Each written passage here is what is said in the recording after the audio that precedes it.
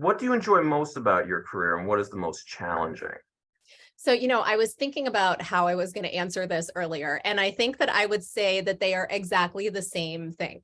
So, the thing that I love the most is being extremely online, and the thing that is most challenging is being extremely online. Because as a social media person, you have to be online, like, most of the time. You have to be aware of what's happening, what conversations are going on, what is the vibe of the internet today. You need to know that the message that you're putting out into the world is going to make sense for the day and the topics of the day and what people are talking about that day.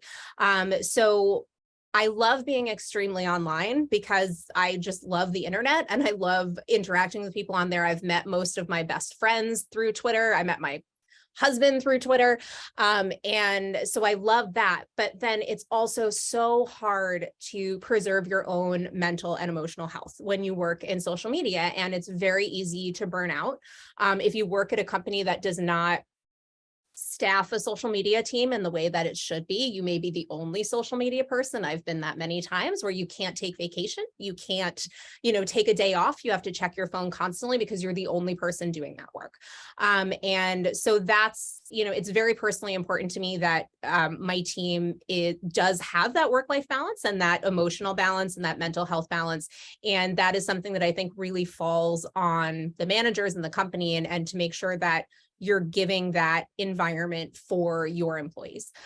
So for me, it's both the nature of social media and how much I love it and how, you'll go on Twitter and you're going to see the news way earlier than you're going to see it on CNN or, basically anywhere else.